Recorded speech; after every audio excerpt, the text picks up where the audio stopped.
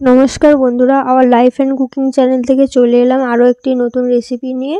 তো আমি আজকে ছোটো মার হয়ে আজকে আমি রান্নাটা করছি। তো কেমনভাবে রান্নাটা করি তোমরা দেখো। প্রথমেই দেখো আমি এখানে 3টে সেদ্ধ ডিম নিয়ে নিয়েছি। এরপর আমি এটাকে সুতো দিয়ে কেটে নেব।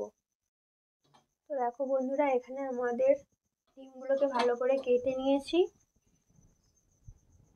এরপরে এতে পরিমাণ মতো লবণ দিয়ে দেবো। এরপরে দেবো একদম অল্প করে হলুদের গুঁড়ো। তো দেখো এখানে আমার ডিমগুলোকে ভালো করে লবণ দিয়ে হলুদ দিয়ে মাখানো হয়ে গেছে। চলো রেসিপিটা এবার স্টার্ট করা যাক। আগে দেখিয়ে নিই এখানে আমি কী কী মশলা নিয়েছি। দেখো এখানে পেঁয়াজ কুচি, এখানে আদা রসুন বাটা, এখানে কাঁচা লঙ্কা, পেঁয়াজ বাটা, টমেটো বাটা আর ধনে পাতা কুচি। এছাড়াও আর যে গুঁড়ো মশলাগুলো দেবো সেগুলো রান্নার সময় আমি দেখিয়ে দেবো তোমাদের। দেখো কড়াইটা আমার গরম হয়ে গেছে এখানে। এরপর আমি এতে সর্ষের তেল দিয়ে দিচ্ছি, অল্প করে দিলাম। কড়াই একদম গরম হয়ে গেছে। ফ্লেমটাকে কম করে কড়াইয়ের গায়ে ভালো করে তেলটাকে দিয়ে দেবো, যাতে ডিমগুলো ভাজলে আটকে না যায়। এরপরে আমি এক এক করে ডিমগুলো দিয়ে দিচ্ছি। এভাবে আমি ডিমগুলোকে ভালো করে ভেজে নেব। ডিমের এক সাইডটা এবার উল্টে দেব। একটু ভালো করেই ভাজবো, ভাজলে টেস্টটা খুব ভালো হয়। আজকে আমি সময় পেলাম, তাই ভাবলাম যে এই রান্নাটা আমি করে তোমাদের সাথে শেয়ার করি। অন্যদিন ছোটো মাই প্রত্যেক দিন ভিডিওগুলো করে। দেখো বেশ ভালো করে ভেজে নেওয়া হয়ে গেছে। আর এক সাইডটা ভাজলে তুলে নেব। তো দেখো আমার এখানে ডিমগুলো ভালো করে ভেজে নেওয়া হয়ে গেছে। এরপরে আমি এটাকে তুলে নেব। এরপরে ওই তেলের মধ্যেই আমি পেঁয়াজ কুচিটাকে দিয়ে দেব। কুচিয়ে নিয়েছি জাস্ট ফোড়নের মতো ব্যবহার করার জন্য। বেশিরভাগ পেঁয়াজটা আমি বেটে ব্যবহার করব এখানে, সেই জন্য এখানে একটা অল্প একদম ছোটো সাইজের পেঁয়াজকে কুচি করে এর মধ্যে দিয়ে দিলাম। তো এটা ভাজা ভাজা হয়ে গেলে আমি আর যে মশলাগুলো বাটা আছে সেই মশলাগুলো এর মধ্যে দেব।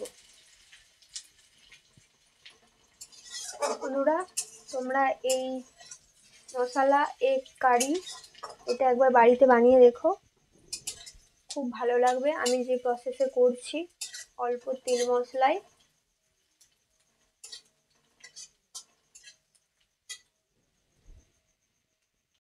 দেখো পেঁয়াজটা এখানে মোটামুটি ভাজা হয়ে গেছে। এরপরে আমি এর মধ্যে দিয়ে দেব আদা রসুন বাটা, দিয়ে এটাকে ভালো করে নাড়ব।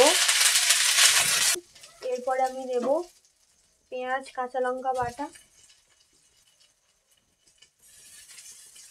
আর দেবো এই যে টমেটো বাটাটা।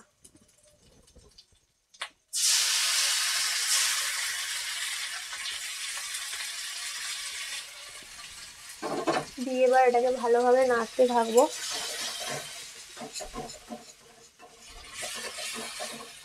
তোমরা দেখো এখানে মশলা থেকে এই যে তেল ছাড়তে শুরু করে দিয়েছে।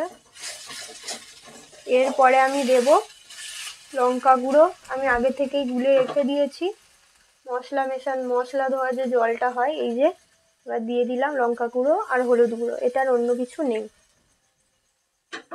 দিয়ে এবার এটাকে খুব ভালোভাবে বন্ধুরা মশলাটা কষানোর সময় এরপর আমি দিয়ে দিচ্ছি অল্প পরিমাণে এই যে জিরের গুঁড়ো, কাঁচা জিরের গুঁড়ো।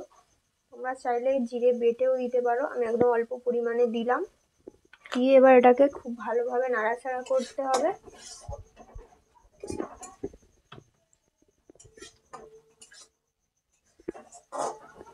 বন্ধুরা, আমাদের ভিডিওটি ভালো লাগলে অবশ্যই কিন্তু চ্যানেলে একটি লাইক দিয়ে দিও, কমেন্ট করে জানিও কেমন লাগলো, এবং বন্ধুবান্ধবদের সাথে শেয়ার করো। আর সাবস্ক্রাইব করতে কিন্তু ভুলো না। নতুন নতুন রান্নার রেসিপি পেতে গেলে আমাদের আওয়ার লাইফ অ্যান্ড কুকিং চ্যানেলটিকে অবশ্যই সাবস্ক্রাইব করে বেল বাটনটিকে অল করে দিও, যাতে ভিডিও ছাড়ার সাথে সাথেই তোমাদের কাছে ভিডিওটা পৌঁছে যায়।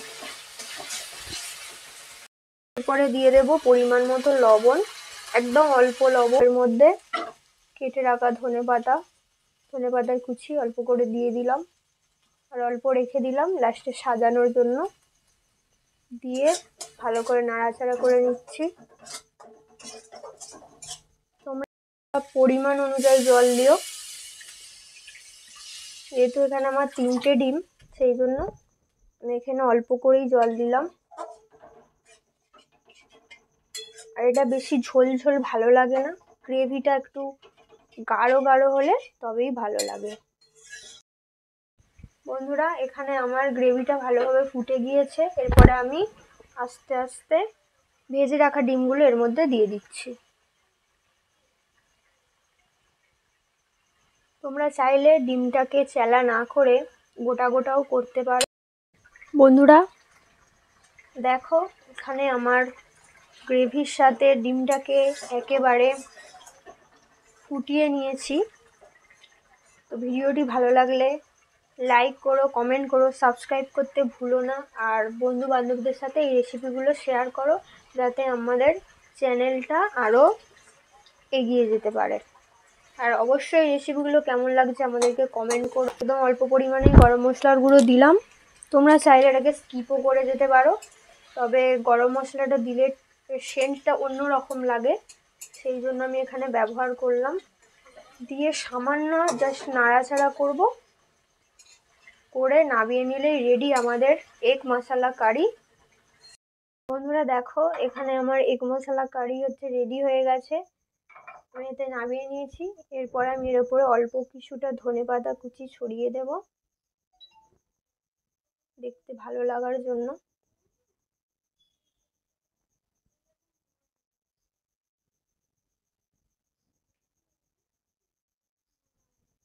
বন্ধুরা, ভিডিওটা আজ এই অবধি। আবার একটা অন্য রেসিপি নিয়ে তোমাদের সাথে ফিরে আসবো।